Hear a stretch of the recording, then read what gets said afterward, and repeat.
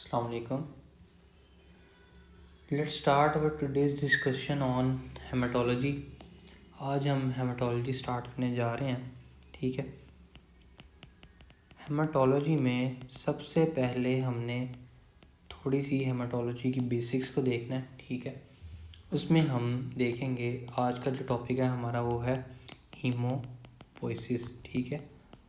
Haemopoiesis. Hemopoiesis is defined as it is a process of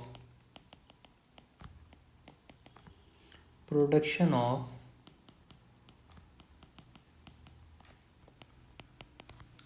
blood cells जिसमें हमारे पास RBCs, WBCs और platelets आते हैं. ठीक है. हीमोपोइसिस जो है ये ब्लड सेल्स की प्रोडक्शन का एक प्रोसेस है. ठीक है. ये आज हमने पढ़ना है. डेफिनेशन हमने देख ली. अब आगे हम पढ़ेंगे कुछ इसकी ना हिस्ट्री देखेंगे. ठीक है. हिस्ट्री स्टार्ट की थी अपनी. ठीक है. इसमें हमने ये देखना है कि आज तक हमें यही पता था कि हमारी जो ब्लड सेल्स हैं वो बनते हैं लॉन्ग बोन से. ठीक है. लॉन्ग बोन से बनते हैं. अब लॉन्ग बोन्स और हमारे एक्सियल स्केलेटन से बोन मैरो के अंदर से बनते हैं. यही पता था. हमने ये देखना है कि ये स्टार्ट होते हैं. नेचुरल हिस्ट्री हमने स्टार्ट की. ठीक है. नेचुरल हिस्ट्री हम ये देखते हैं कि ये इससे पहले भी ना हमारे पास जब थर्ड वीक होता है हमारा third week of gestation, third week embryonic life का होता है ना, इसमें हमारे पास यॉर्क सैक से स्टार्ट होती है सबसे पहले हीमोपोइसिस. ठीक है. उसके बाद थर्ड वीक से लेके थर्ड मंथ तक एम्ब्रियोनिक लाइफ में यॉर्क सैक से चलता रहता है. ठीक है. उसके बाद थर्ड मंथ से आगे ये काम ले लेता है लीवर. थर्ड मंथ से आगे ये स्टार्ट कर देता है लीवर. ठीक है. उसके बाद 3 से लेके 9 मंथ तक लीवर करता रहता है. उसके बाद ये काम ले लेते हैं हमारी स्प्लीन. ठीक है. स्प्लीन, लिम्फ नोड्स, हमारे गोनेड्स. ठीक है. Posterior abdominal wall. हमें यही पता था कि लॉन्ग बोन से बनता है लेकिन उससे पहले ही सारी चीज़ें चलती हैं. ठीक है. उसके बाद आगे आता है एट बर्थ. एट बर्थ पे हमारे पास ये हमारी जो टोटल 270 बोन्स हैं उस टाइम पे ये वो काम करना शुरू कर देती हैं ये वाला हीमोपोइसिस का. ठीक है. उसके बाद प्यूबर्टी में जब हम आते हैं एट प्यूबर्टी, उस टाइम पे हमारे पास तब जाके हमारी लॉन्ग बोन्स जो हैं एक्सियल स्केलेटन की वो काम करनी स्टार्ट कर देती हैं. इसमें हमारे पास आता है वर्टिब्रल कॉलम और लॉन्ग बोन्स. ठीक है. एक्सियल स्केलेटन, इसमें हमारे पास वर्टेब्रल कॉलम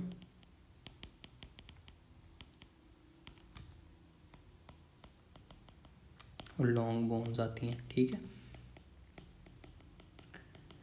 अच्छा. और ये जो हमें पता था इसको हम कहते हैं मेडुलरी हीमोपोइसिस. ठीक है. इसको हम कहते हैं medullary haemopoiesis. Medullary haemopoiesis. Okay. अगर किसी वजह से हमारी ये मेडुलरी हीमोपोइसिस स्टॉप हो जाए, कोई केमिकल का कोई रेडिएशंस का इफ़ेक्ट आ जाए. ठीक है. एक्सपोजर हो जाए पेशेंट को. ठीक है. इस वजह से अगर ये हीमोपोइसिस हमारी मेडुलरी स्टॉप हो जाए उस टाइम पे हमारी if medullary haemopoiesis stops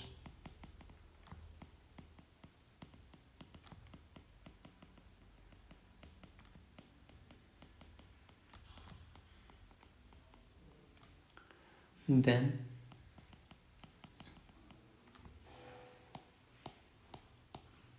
hemopoiesis starts in organ like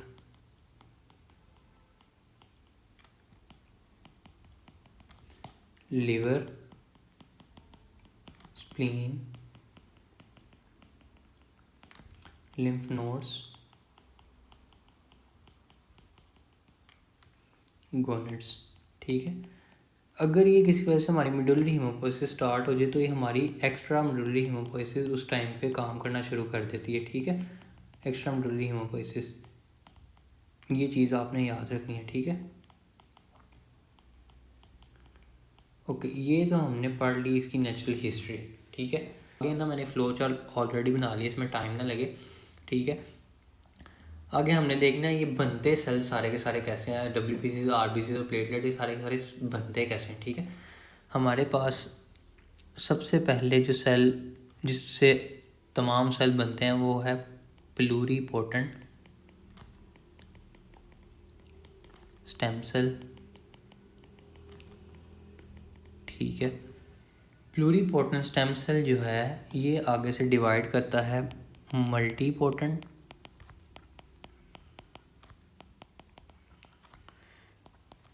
lymphoid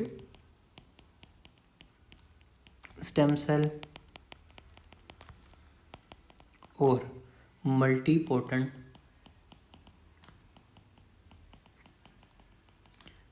myeloid stem cell. ठीक है, माइलॉइड स्टेम सेल इन दो में डिवाइड करता है। प्लूरीपोटेंट स्टेम सेल से बात शुरू हुई। ठीक है, ये डिवाइड किया दो मल्टीपोटेंट स्टेम सेल में, एक माइलॉइड और एक लिम्फॉइड। ठीक है, ये हमारे पास जो है lymphoid stem cell series start हुई और ये हमारे पास myeloid stem cell series start हुई। ठीक है, अब ये सेल डिवाइड कैसे करते हैं, ये under the effect of cytokines divide होते हैं। ठीक है, और इनकी जो कन्वर्जन है ना वो इस तरह होती है कि एक सेल अपने ही सेल पे काम करता है। ठीक है, और उसको आगे से डिवाइड कर देता है। ठीक है, इसको हम कहते हैं ऑटोक्राइन इफेक्ट। ठीक है, एक सेल ने अपने ही ऊपर काम किया। ठीक है, और आगे से नया सेल बना दिया। ठीक है, इसकी काफ़ी आगे टाइप्स हैं, कुछ भी हम एंडोक्राइनोलॉजी में पढ़ेंगे। ठीक है, इसको हम कहते हैं एंडोक्राइन इफेक्ट। ठीक है, अच्छा, ये हमारा स्टार्ट हो गया सेल की प्रोडक्शन। ठीक है, पहले हम आते हैं अब लिम्फॉइड स्टेम सेल्स पे। ठीक है, लिम्फॉइड स्टेम सेल्स में ना हमारे पास बनते हैं, सबसे पहला सेल यहाँ पे हमारे पास बनता है अर्ली प्री बी सेल। ठीक है, सेकंड नंबर पे हमारे पास बनता है अर्ली थाइमोसाइट। थर्ड नंबर पे हमारे पास बनता है अर्ली नेचुरल किलर सेल। ठीक है, उसके बाद हमारे पास ये तीन सेल इसमें बनते हैं लिम्फॉइड स्टेम सेल में। ठीक है, लिम्फॉइड स्टेम सेल सीरीज से आगे आगे फिर ये सेल कैसे कैसे डिवाइड करते हैं। ठीक है, ये सेल डिवाइड करते हैं, एक तो आपका डिवाइड करता है प्री बी सेल, उसके बाद ये जो हमारा बनता है बी लिम्फोसाइट। ठीक है, बी लिम्फोसाइट।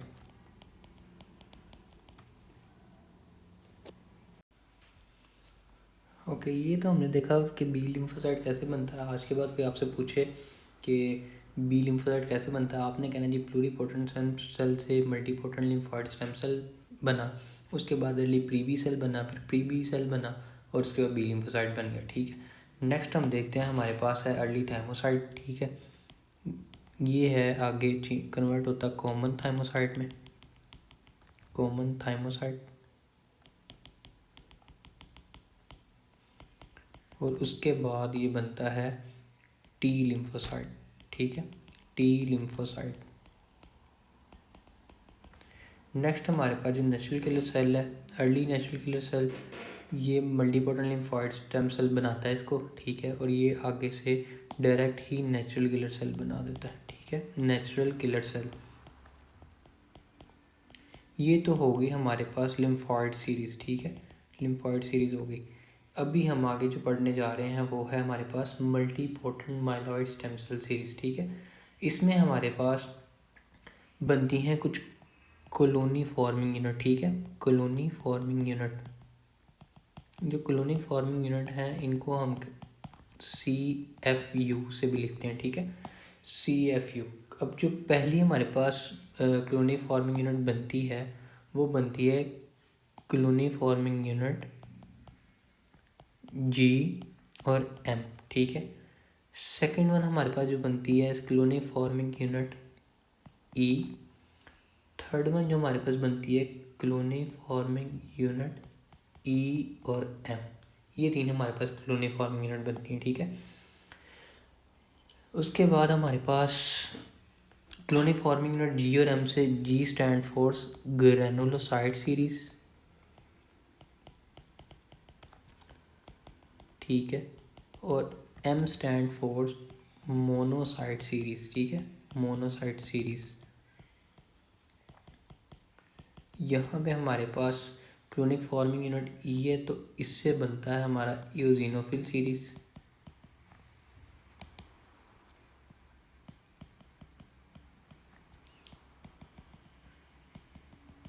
उसके बाद क्लोनिक फॉर्मिंग यूनिट E से हमारा आगे बनता है all important erythrocyte series. Next हमारे पास बनता है M से मेगा कैरियोसाइट सीरीज, ठीक है, मेगा कैरियोसाइट सीरीज।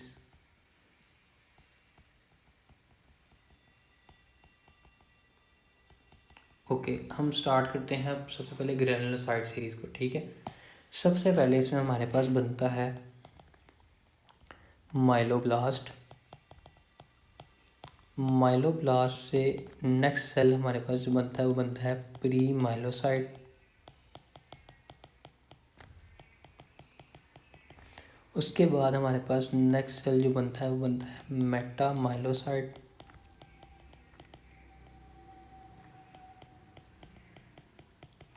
ठीक है, उसके बाद हमारे पास बनता है माइलोसाइट।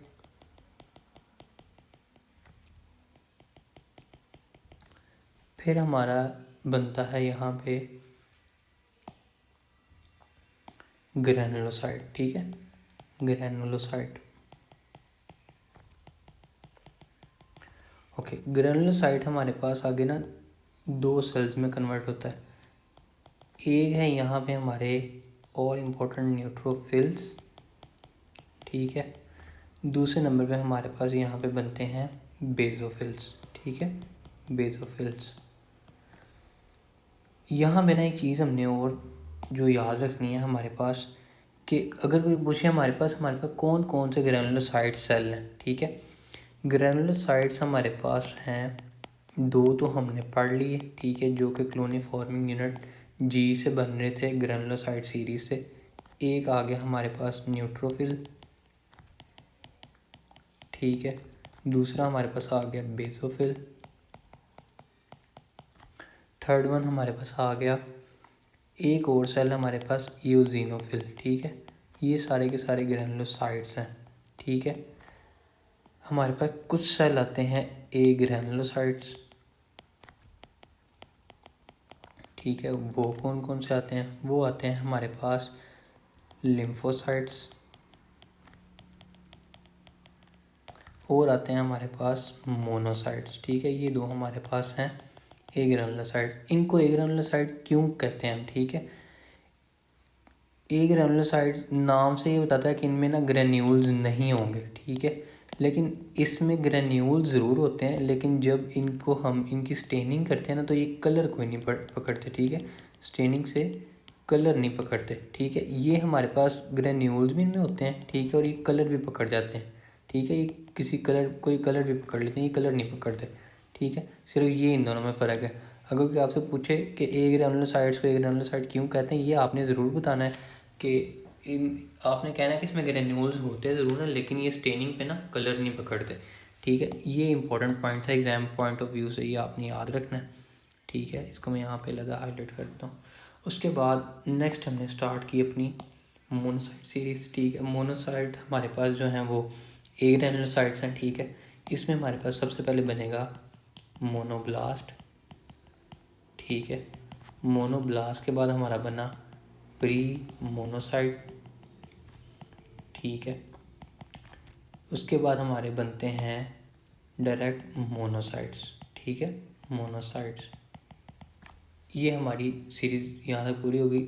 जब मोनोसाइट्स हमारे जाते हैं कनेक्टिव टिश्यू में, ठीक है, वहाँ पे जाके ब्लड वेसल से जब कनेक्टिव टिश्यू में जाते हैं ना, उधर जाके इनको हम एक और नाम देते हैं, वो होता है मैक्रोफेज, ठीक है, मैक्रोफेज का नाम देते हैं। उसके बाद हमारे पास आ गई यूजिनोफिल सीरीज़, ठीक है।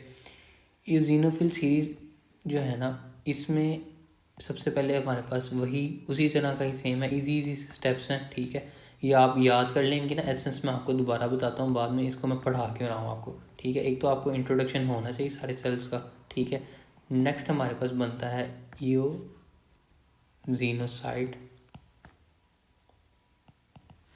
ठीक है। उसके बाद हमारा जो अगला सेल बनता है वो बनता है ईओजिनोफिल, ठीक है, ईओजिनोफिल। अच्छा ठीक। उसके बाद आगे हम जी अपनी जो एग्ज़ाम पॉइंट ऑफ व्यू से इम्पोर्टेंट है वो है एरिथ्रोसाइट सीरीज़, ठीक है। सबसे पहले जी इसमें हमारे पास बना एरिथ्रोब्लास्ट, ठीक है, एरिथ्रोब्लास्ट बना। उसके बाद हमारा बना जी अर्ली नॉर्मोब्लास्ट, ठीक है, अर्ली नॉर्मोब्लास्ट बना, ठीक है। इसको हम एक और भी नाम देते हैं, उसको कहते हैं बेसोफिलिक, ठीक है। जब ये अर्ली नॉर्मोब्लास्ट बनता है एरिथ्रोब्लास्ट से, तो ये एक कलर पकड़ लेता है, इस वजह से इसका नाम हमने इसको दिया है बेसोफिलिक, ठीक है। सेकंड हमारे पास बनता है अर्ली के बाद इंटरमीडिएट नॉर्मोब्लास्ट, इंटरमीडिएट नॉर्मोब्लास्ट, ठीक है। इंटरमीडिएट नॉर्मोब्लास्ट से हमारा जो अगला, इसको हम नाम देते हैं, ये ना कुछ दो तरह के कलर, दो तीन तरह कलर पकड़ता है, इसको हम कहते हैं पॉलीक्रोमैटिक, ठीक है। थर्ड वन हमारे पास जो आता है वो आता है लेट नॉर्मोब्लास्ट, ठीक है। लेट नॉर्मोब्लास्ट हमारे पास, लेट नॉर्मोब्लास्ट हमारे पास जो है, इसको हम कहते हैं ऑर्थोक्रोमैटिक, ठीक है, इसको हम कहते हैं ऑर्थोक्रोमैटिक। ये हमारे पास ना 8-9 तरह के कलर पकड़ लेता है, ठीक है, इसको हम कहते हैं ऑर्थोक्रोमैटिक, ऑर्थोक्रोमैटिक, ओके। यहाँ तक तो हमने देख लिया, ये हो गया। नेक्स्ट जो हमारे पास बनता है ना, वो बनता है रेटिकुलोसाइट, ठीक है, रेटिकुलोसाइट। इसको हम कहते हैं बेबी आरबीसी, इमेच्योर आरबीसी, ठीक है, इमेच्योर आरबीसी, ठीक है। उसके बाद हमारा जो है मैच्योर एरिथ्रोसाइट बन जाता है, ठीक है, मैच्योर एरिथ्रोसाइट।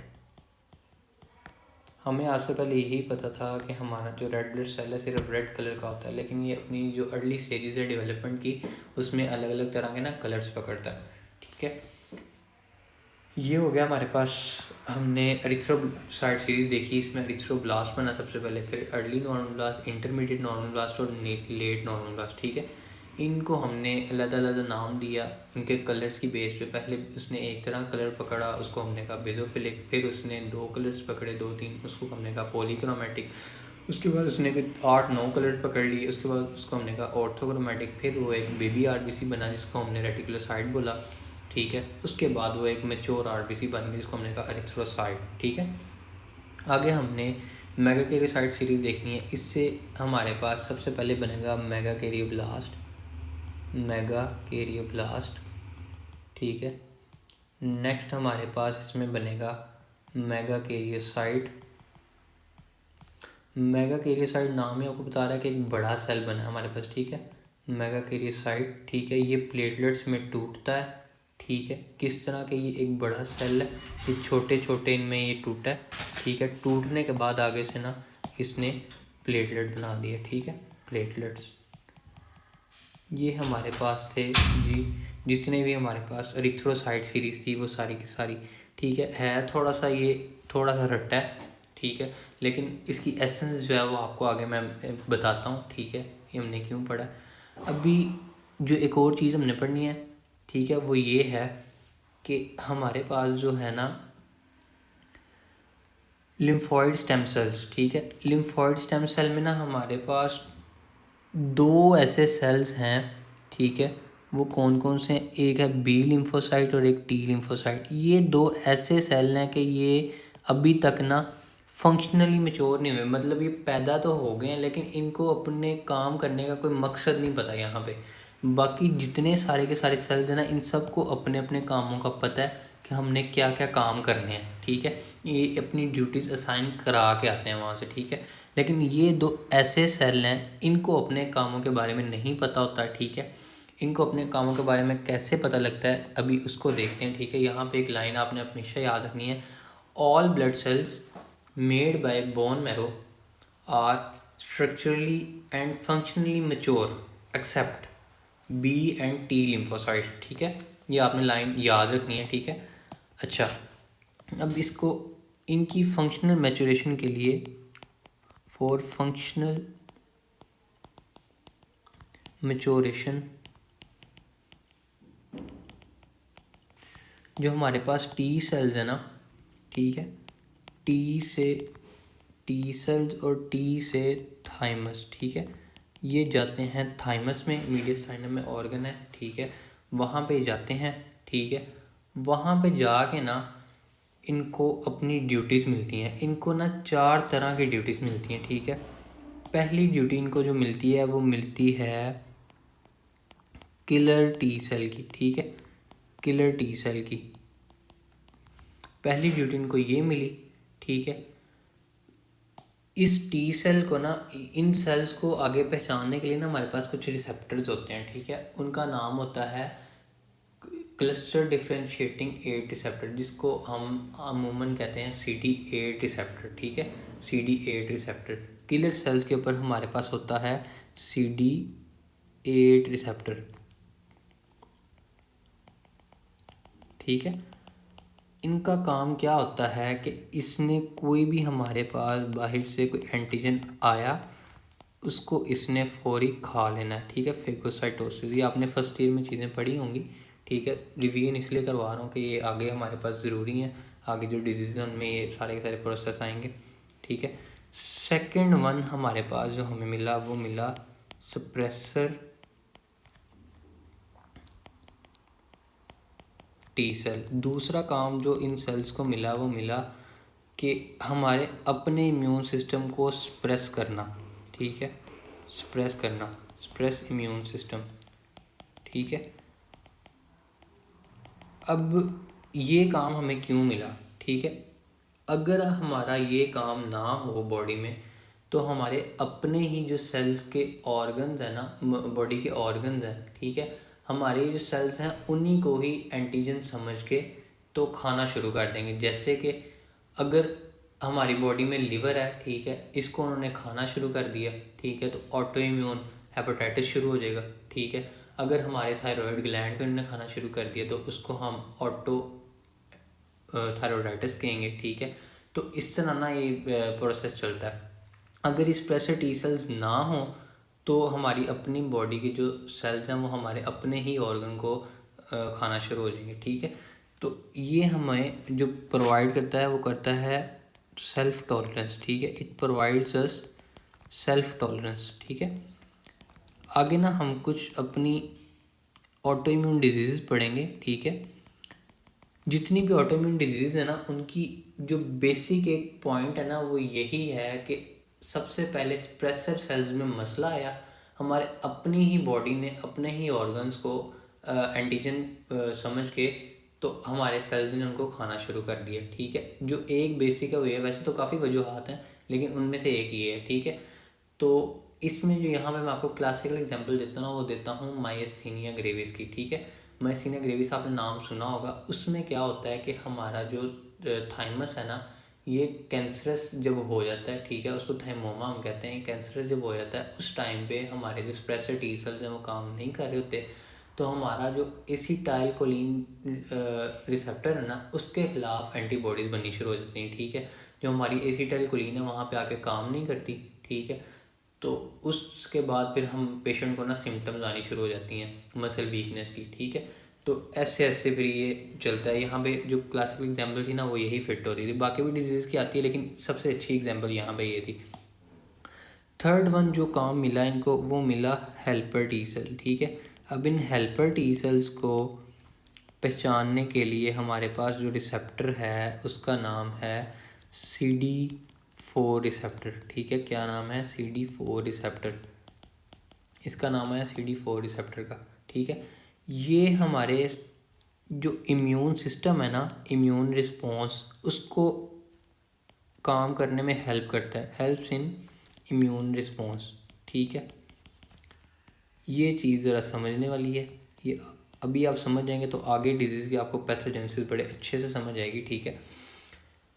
होता ये है कि हमारे पास कोई बैक्टीरिया का आया एंटीजन, ठीक है, उसको हमारे मैक्रोफेजेस आए, ठीक है, इन्होंने खाया, ठीक है। खाने के बाद इन्होंने क्या किया कि अपनी सरफेस पे इसको प्रेजेंट किया, ठीक है, जिसको हमने बोल दिया, उन्हीं मैक्रोफेजेस को बाद में हम कहते हैं एंटीजन प्रेजेंटिंग सेल्स, ठीक है। हमारे मैक्रोफेज और मोनोसाइट्स ही एंटीजन प्रेजेंटिंग सेल होते हैं, ठीक है। बेसिकली अगर आपको मैं समझाऊँ, ये आया हमारे पास चोर, ठीक है। हमारी बॉडी के जो मैक्रोफेज हैं वो है पुलिस, ठीक है। अगला काम इन्होंने क्या किया, इन्होंने इस पुलिस वालों ने इस चोर को पेश किया CD4 सेल्स को, ठीक है, हेल्पर सेल्स, जो कि हमारे सिस्टम का है जज, इम्यून सिस्टम का, ठीक है। इस हेल्पर सेल ने आगे क्या किया, इसने सज़ा के ऑर्डर जारी किए, ठीक है, जिसको इन्होंने साइटोकाइन्स को कहा कि भाई इनको आप लोग एक तो या मेच्योर बी सेल्स के पास लेके जाओ, ठीक है, इनको लेके जाओ मेच्योर बी सेल्स के पास, ठीक है, मेच्योर बी सेल्स के पास, और वहाँ पे जाके दो काम करो। एक तो इनको हमेशा के लिए याद कर लो कि एक बार आए हैं तो दोबारा जब आएंगे तो इनके साथ क्या करना है, ठीक है। इसको मेमोरी सेल्स के पास ले जाना है, ठीक है, मेमोरी बी सेल्स के पास, ठीक है। और दूसरे नंबर पे आपने क्या करना है, इनके ख़िलाफ़ आपने प्लाज्मा सेल से एंटीबॉडीज़ बनानी है, ठीक है, प्लाज्मा सेल से एंटीबॉडीज़ बनानी है।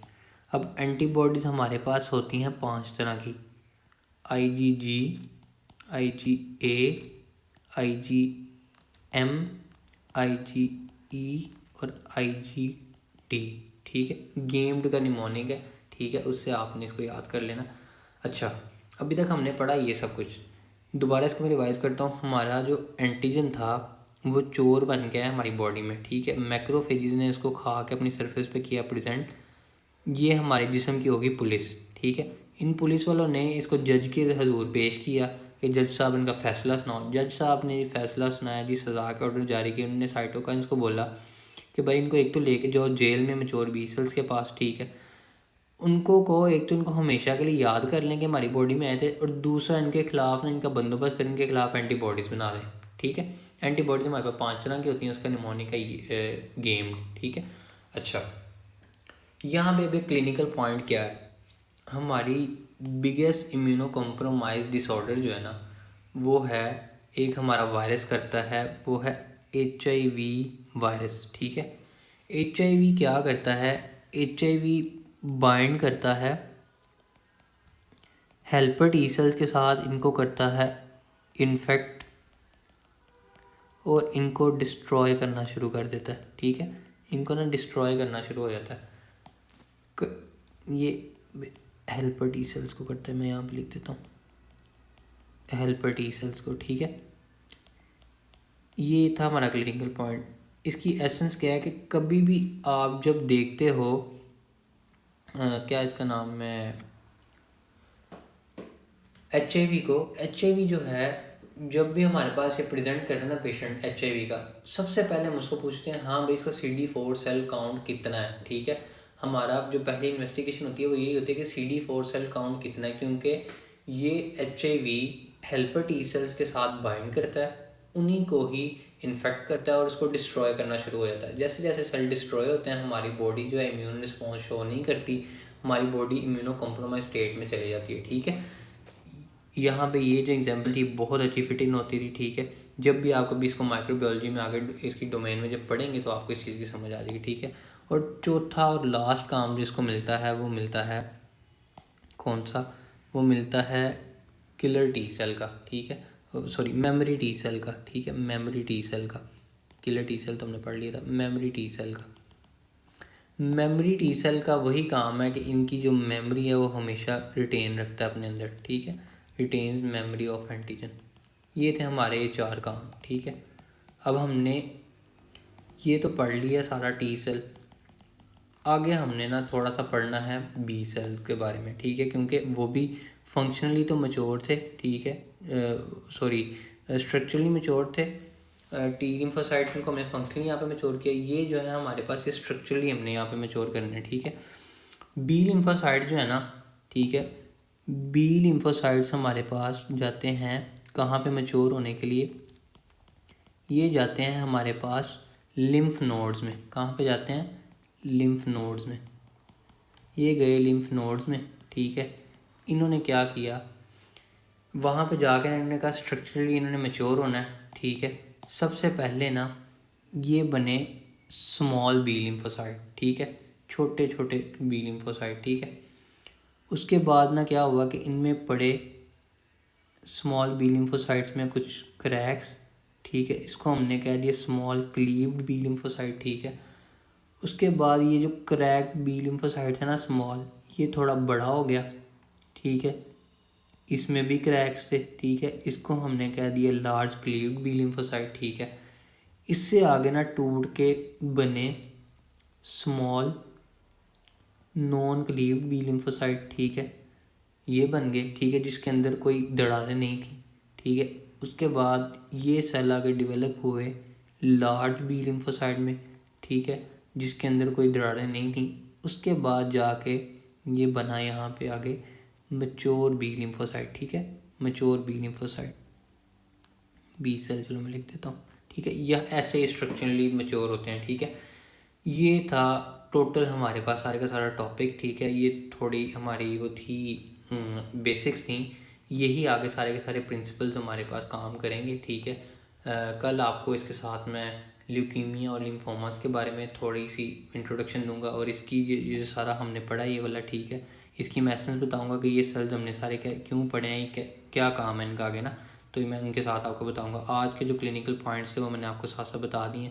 मेन जो काम आपने चीज़ें याद रखनी है। ठीक है, एक इसकी हिस्ट्री आपने याद रखनी है, एक्स्ट्रा मेडुलरी हीमोपोइसिस कब होती है। ठीक है, उसके बाद आपने याद रखना है ग्रैनुलोसाइट्स कौन से हैं, ग्रैनुलोसाइट्स कौन से हैं, ये सेल्स बनते कैसे हैं। ठीक है, कैसे बनते हैं। ठीक है, किस किस चीज़ में आगे चेंज होते हैं। ठीक है, उसके बाद आपने जो क्लिनिकली इम्पोर्टेंट जो है एमसीक्यूज़ के हिसाब से एरिथ्रोसाइट सीरीज़ आपने ज़्यादा अच्छे से याद रखनी है। ठीक है, उसके बाद आपको मैंने बताया कि आपने फंक्शनल मैच्योरेशन और स्ट्रक्चरली मैच्योर जो हमारे पास 2 सेल्स हैं वो नहीं होते। ठीक है, टी सेल जो थाइमस में जाते हैं। ठीक है, वहाँ पे इनको 4 काम मिलते हैं, killer T cell, special T cell और हेल्पर टी सेल। ठीक है, चौथे नंबर पे मिलता है मेमोरी टी सेल। उसके बाद इनको जो दूसरे बी लिम्फोसाइट्स हैं स्ट्रक्चरली मैच्योर नहीं हुए होते, तो इनको वहाँ पे हमने स्ट्रक्चरली मैच्योर इस तरह करना होता है कि बी लिम्फोसाइट जो है पहले टूटे हुए बी लिम्फोसाइट में कन्वर्ट होता है, फिर बड़ा टूटे हुए बी लिम्फोसाइट में कन्वर्ट होता है, यहाँ से बगैर दरारों के। ठीक है, ये बनता है, उसके बाद ये एक बड़ा सेल बनता है, उसके बाद मैच्योर बी सेल बन जाता है। ये था हमारा आज का टॉपिक। ठीक है, इसमें कुछ जगह पे ना लैग आया होगा, वो जो आईपैड है इसमें इसका ना अपडेट आया हुआ है, एक तो वो साथ चल रहा था, इस वजह से इसमें कहीं कहीं लैग आया हुआ है। तो बाकी उम्मीद है आपको लेक्चर समझ आया होगा। बाकी नेक्स्ट जो है आगे इंशाल्लाह ताला बाकी लेक्चर जो है वो आप लें, कंटिन्यू करें। तब तक के लिए अल्लाह हाफिज़।